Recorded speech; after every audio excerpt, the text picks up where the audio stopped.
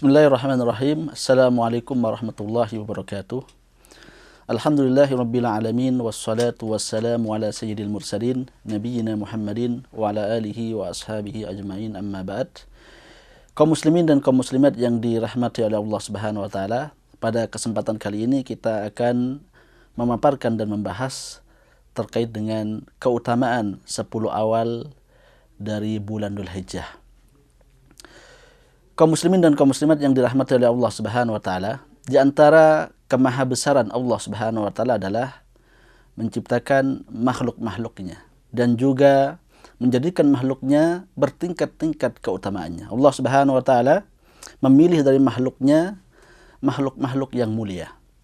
Allah Subhanahu wa taala menciptakan manusia dan memilih manusia yang paling mulia, yaitu para nabi dan para rasul. Dan di antara para nabi dan para rasul, Allah Subhanahu wa taala juga memilih mereka yang paling mulia, yaitu Nabi Muhammad sallallahu alaihi wasallam.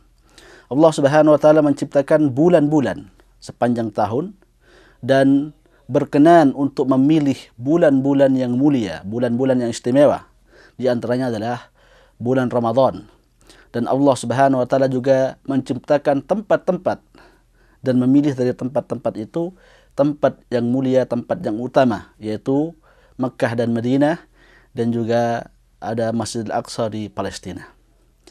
Dan Allah Subhanahu wa taala juga memilih hari-hari dan memilih hari-hari yang mulia, hari-hari yang utama, yaitu hari Jumat, yang kemudian dikenal dengan Sayyidul Ayyam, penghulu bagi hari-hari selama sepekan. Inilah Allah Subhanahu wa taala. Allah Subhanahu wa taala berfirman, "Wa rabbuka yakhluqu ma yasha'u wa yakhtar, ma kana lahumul khiyar." Bahwa Allah Subhanahu wa taala menciptakan segala sesuatu dan memilih yang Dia kehendaki, dan tidak ada pilihan bagi manusia. Memilih dari Dia kehendaki berupa keutamaan dan berupa kemuliaan yang Allah Subhanahu wa taala berikan kepada hamba-hambanya. Allah Subhanahu wa taala ketika memilih hari-hari yang mulia memiliki hikmah dan tujuan yang luar biasa. Di dalamnya ada hembusan-hembusan rahmat dari Allah Subhanahu wa taala. Di dalamnya ada anugerah dari Allah Subhanahu wa taala, yaitu agar manusia itu fokus untuk beribadah kepada Allah Subhanahu wa taala, dapat mengejar ketertinggalannya dari yang lainnya untuk lebih dekat kepada Allah Subhanahu wa taala. Jadi merupakan tujuan dari keutamaan hari-hari dan keutamaan bulan-bulan yang Allah Subhanahu wa taala berikan kepada kita. Allah Subhanahu wa taala berfirman, "Wa huwa alladhi ja'ala al-laila wan-nahara khilfatan liman arada an yadhakkara aw arada syukura." Allah Subhanahu wa taala yang menjadikan siang dan malam datang silih berganti agar manusia dapat mengambil pelajaran dari hal tersebut dan agar kemudian mereka bisa bersyukur dan bisa beribadah kepada Allah Subhanahu wa taala. Perjalanan waktu dan bergantinya siang dan malam, salah satu hikmahnya adalah memberikan kesempatan kepada kita, kepada orang yang berakal, untuk memperbanyak bekal kita kepada Allah Subhanahu wa taala. Dan kesempatan ini akan semakin terbuka lebar ketika Allah Subhanahu wa taala memberikan kepada kita hari-hari yang mulia, memberikan kepada kita bulan-bulan yang utama, yang mana di dalamnya ada keutamaan yang luar biasa. Amal sedikit yang kita lakukan di dalam bulan-bulan dan hari-hari tersebut akan mendapatkan pahala yang luar biasa di sisi Allah Subhanahu wa taala. Dan di antara hari-hari tersebut adalah 10 awal dari bulan Dzulhijjah. Kaum muslimin dan kaum muslimat yang dirahmati oleh Allah Subhanahu wa taala, 10 awal dari bulan Dzulhijjah adalah di antara hari-hari yang dipilih oleh Allah Subhanahu wa taala untuk menjadi hari yang mulia dan hari yang utama. Di antara bentuk keutamaannya adalah, salah satunya adalah firman Allah Subhanahu wa taala, "Wal fajri walayalin ashar." Demi fajar dan demi 10 malam.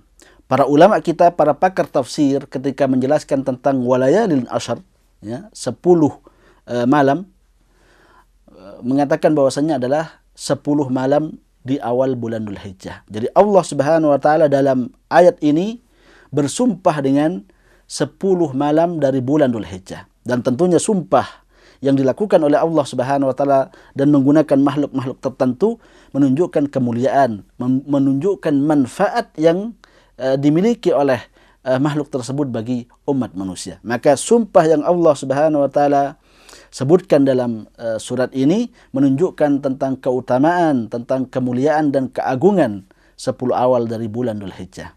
Dan juga di antara dalil yang menunjukkan terkait dengan keutamaan dari hari-hari ini adalah sabda Nabi kita Muhammad SAW dalam hadis Abdullah bin Abbas yang diriwayatkan oleh Al-Imam Al-Bukhari dan lain sebagainya. Beliau mengatakan, "Ma min ayyamin al-amalu salihu fihinna ahabbu ila Allah min hadhil ayyam." Tidak ada hari-hari yang berlalu amal-amal kebaikan di dalamnya lebih dicintai oleh Allah Subhanahu wa taala dibandingkan dengan amalan soleh yang dilakukan pada 10 awal dari bulan Dzulhijjah.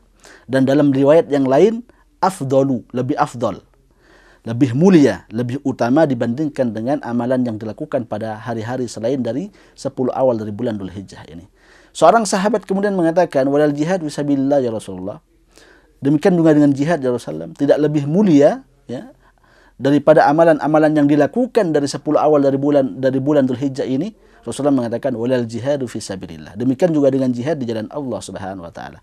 "Illa rajulun kharaja bi nafsihi wa malihi wa lam yakhruj wa lam ya'ud minhu ma syai'a." Kecuali ada satu orang yang keluar dari rumahnya untuk berjihad di jalan Allah Subhanahu wa taala, mengorbankan hartanya dan mengorbankan jiwanya dan tidak ada yang kembali dari dua hal itu. Artinya dia mati syahid di medan pertempuran, maka ini lebih baik dibandingkan amalan-amalan yang dilakukan di 10 awal dari bulan Dzulhijjah ini. Maka hadis ini mengkonfirmasi kepada kita terkait dengan keutamaan amalan soleh yang kita lakukan di 10 awal di bulan Dzulhijjah ini. Amalan yang kita lakukan meskipun kecil di hari-hari ini akan bernilai besar di hadapan Allah Subhanahu wa taala karena keutamaan waktu, keutamaan zaman yang disebutkan oleh Rasulullah SAW dalam sabdanya tadi. Dan oleh karena itu seharusnya ini memotivasi kita, memberikan semangat bagi kita untuk memperbanyak, untuk lebih banyak mendekatkan diri kita kepada Allah Subhanahu wa taala.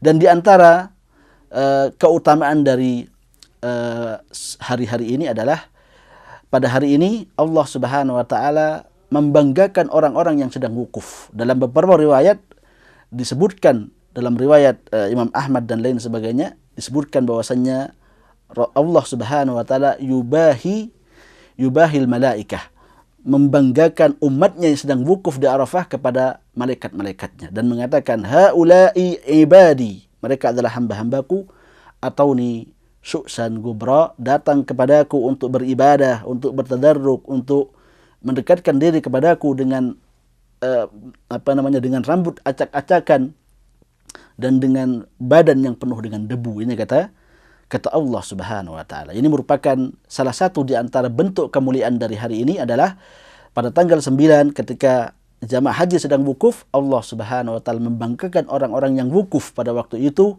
di hadapan para malaikat-malaikat Allah Subhanahu wa taala. Dan di antara keutamaan dari hari ini adalah adanya hari Yaumun Nahar. Hari Nahar itu adalah hari Idul Adha, yaitu ketika proses penyembelihan dimulai.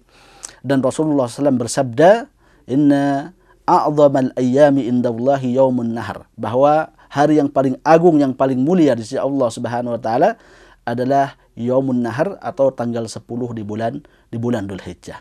Dan di antara hal yang menunjukkan keutamaan dari hari-hari ini, berkumpul pada hari-hari ini ibadah-ibadah yang mulia, ibadah-ibadah yang menjadi syiar dari kaum muslimin. Di antaranya adalah ibadah haji, dilakukan pada hari-hari ini. Demikian juga dengan wukuf di Arafah, dilakukan juga pada hari ini. Di dalamnya juga ada puasa pada tanggal 9 Dzulhijjah, yaitu puasa Arafah. Dan juga ada ibadah kurban dan banyak lagi ibadah-ibadah yang lain yang dikumpulkan oleh Allah Subhanahu wa taala pada hari-hari yang penuh dengan kemuliaan dan keutamaan ini. Kaum muslimin dan kaum muslimat yang dirahmati oleh Allah Subhanahu wa taala. Karena keutamaan dari hari-hari ini, maka para ulama-ulama kita yang terdahulu, ulama salaf dari kalangan tabi'in, dari kalangan sahabat, mengagungkan hari-hari ini. Mereka banyak beribadah kepada Allah Subhanahu wa taala dan mereka juga menganjurkan kaum muslimin untuk banyak beribadah dan bertaqarrub kepada Allah Subhanahu wa taala. Di antaranya adalah ucapan dari Sa'id bin Zubair. Jadi diriwayatkan bahwasanya beliau ketika datang 10 awal dari bulan Dzulhijjah, beliau beristihad dan berupaya sekuat tenaga untuk beribadah kepada Allah Subhanahu wa taala. Ibadah-ibadah yang tidak beliau lakukan di selain dari selain di awal dari 10 awal di bulan Dzulhijjah ini. Bahkan beliau mengatakan la tudfi'u surujakum layala al-ashr. Jangan kalian matikan lampu-lampu kalian pada 10 malam di awal dari bulan Dzulhijjah ini. Artinya beliau menganjurkan kepada kaum muslimin untuk memperbanyak ibadah, memperbanyak taqarrub kepada Allah Subhanahu wa taala bahkan pada waktu malam. Jangan matikan lampu, karena mematikan lampu adalah bagian atau tanda bahwa penghuninya sudah tidur. Namun pada 10 awal di bulan Dzulhijjah ini, Sa'id bin Jubair, seorang tabi'in yang mulia, menganjurkan kepada kaum muslimin untuk tidak mematikan lampu-lampu agar banyak melakukan salat malam kepada Allah Subhanahu wa taala dan juga banyak berzikir kepada Allah Subhanahu wa taala, membaca Al-Qur'an dan juga hal-hal yang lainnya. Abu Utsman An-Nahdi, seorang tabi'in juga, beliau mengatakan kanu yu'addibuna 13, bahwa para ulama kita terdahulu, ya di kalangan para tabi'in, di kalangan para sahabat Rasulullah SAW, mengagungkan 10. Ini kata beliau. 10 awal di bulan 10 awal di bulan Dzulhijjah, 10 malam terakhir di bulan Ramadan, dan juga 10 awal di bulan Muharram. Maka 3 hal ini diagungkan oleh para ulama-ulama kita, sehingga kemudian mereka beribadah kepada Allah Subhanahu wa taala, dan yang dimaksud dengan ulama di sini adalah kalangan sahabat dan kalangan tabi'in, karena Abu Utsman An-Nahdi adalah seorang tabi'in yang hidup pada zaman tabi'in. Apa yang harus kita lakukan pada 10 awal di bulan Dzulhijjah ini? Yang pertama adalah memperbanyak ibadah kita kepada Allah Subhanahu wa taala, apapun jenis ibadah itu. Memperbanyak salat kita, salat di awal waktu, bahkan dianjurkan untuk salat pergi ke masjid ketika kita sedang sholat, karena ini akan memperbanyak pahala kita kepada Allah Subhanahu wa taala. Demikian juga dengan berpuasa, ya, berpuasa di 10 awal di bulan ini juga ini dianjurkan. Bahkan Al-Imam Nawawi mengatakan yustahabbu istihbaban syadidan. Dianjurkan dan sangat disunnahkan untuk berpuasa pada 10 awal dari bulan Dzulhijjah ini. Bisa juga bersedekah, berkurban, dan ibadah-ibadah yang lainnya. Dan di antara ibadah yang dianjurkan adalah berzikir, yaitu bertakbir kepada Allah Subhanahu wa taala. Allahu akbar, la ilaha illallah, Allahu akbar walillahil ham. Ada 2 macam takbir, yaitu takbir mutlak dan takbir muqayyad. Takbir mutlak adalah takbir yang dilakukan sejak masuknya awal dari bulan Dzulhijjah, tanggal 1 sampai tanggal 13 Dzulhijjah matahari tenggelam. Maka dianjurkan untuk memperbanyak takbir kepada Allah Subhanahu wa taala kapan saja, di mana saja kita berada. Tentunya ada tempat-tempat yang tidak diharamkan bagi kita untuk berzikir kepada Allah Subhanahu wa taala. Adapun yang kedua adalah takbir muqayyad, yaitu takbir yang kita lakukan ketika kita selepas selesai melakukan sholat 5 waktu. Selesai kita sholat 5 waktu, sebelum kita berzikir, disunnahkan dan dianjurkan untuk bertakbir. Dan ini dimulai sejak tanggal 9 bulan Dzulhijjah untuk memperbanyak takbir kepada Allah Subhanahu wa taala. Wadhkurullaha fi ayyamin ma'dudat. Perbanyaklah zikir kepada Allah Subhanahu wa taala pada hari-hari yang berbilang. Di antara tafsir yang disebutkan oleh Ikrimah adalah bertakbir setelah sholat 5 waktu pada hari-hari tasyrik. Hal yang lain yang disunnahkan untuk kita lakukan di sini adalah kita mengajak keluarga kita, mengajak istri kita dan anak-anak kita untuk beribadah kepada Allah Subhanahu wa taala, bahkan memotivasi mereka dan menyemangati mereka untuk dekat dengan Allah Subhanahu wa taala dan mempergunakan waktu ini dengan sebaik-baiknya, dan kita jadikan ini sebagai momentum untuk lebih dekat dengan keluarga kita, mengajak mereka dan mendakwahi mereka kepada mengajak mereka untuk lebih dekat kepada Allah Subhanahu wa taala. Dan yang terakhir adalah diupayakan sekuat tenaga untuk menghindari kemaksiatan kepada Allah Subhanahu wa taala, apapun bentuk kemaksiatan itu. Karena hari-hari ini merupakan bagian dari bulan haram, dan bulan haram ini di antara hal yang perlu untuk diperhatikan bahwa kebaikan di dalamnya dilipat gandakan oleh Allah Subhanahu wa taala, demikian juga dengan dosa dilipat gandakan dosanya dan keburukannya oleh Allah Subhanahu wa taala. Ini mungkin yang bisa kami sampaikan pada sesi kali ini. Semoga Allah Subhanahu wa taala memberikan taufik kepada kita untuk dapat mempergunakan dan memanfaatkan waktu ini dengan sebaik-baiknya. Wassallallahu ala nabiyil Mustafa wa ala alihi wa sahbihi wasallam wa akhiru da'wana alhamdulillahirabbil alamin. Assalamualaikum warahmatullahi wabarakatuh.